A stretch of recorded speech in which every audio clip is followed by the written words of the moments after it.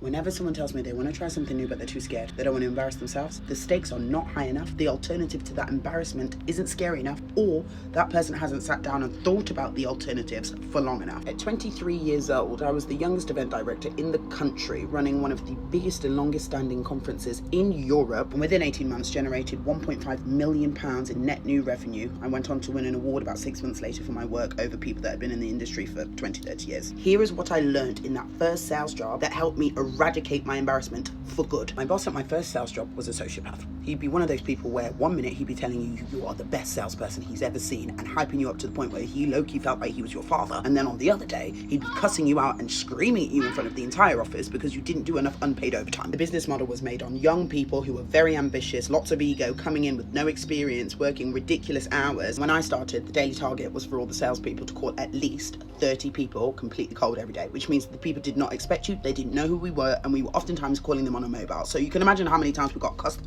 out, and rightly so. Whether they wanted it or not in the end, we were pestering people and we were bothering them sometimes on their personal mobiles, but times were different and that was the norm then. When I first started the job, I was very young and I was absolutely terrified of embarrassing myself. Anything that was typically uncool or conventionally weird, I would try and avoid like the plague. I was also very driven, very ambitious, and poor.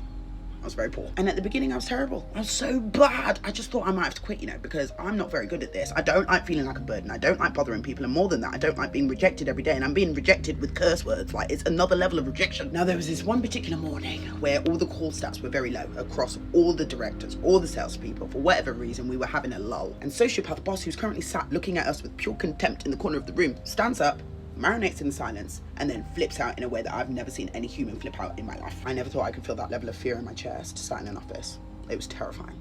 Everybody got up immediately and started dialing. I don't even think the number I dialed was a number. I just needed to be seen to be doing something. From that day, my call stats, the opportunities that I generated for myself, and the amount of money that I made increased tenfold. And the reason is because the alternative of me making a cold call and maybe being told to piss off, which used to give me pure fear, no longer scared me as much as seeing that man flip out like that again. Now, whilst his behaviour was vile and completely unacceptable and unprofessional, what it did teach me is that in scenarios where I'm about to do something that scares me, I need to weigh up how scared I really am of the alternative. You want to create content, but you're scared of looking silly on the internet. You want to launch a business, but you don't want your family to laugh at you if it fails. You want to go up for that promotion, but you don't know if you're ready, or you're scared you won't get it. Think about the alternative if you don't. What's your life going to look like in 5-10 years if you keep letting your fear and embarrassment right now run things? How high are those stakes? The time you're taking to catastrophize what will happen if you try and fail. You need to also invest the same level of energy to think of what happens if you don't try at all.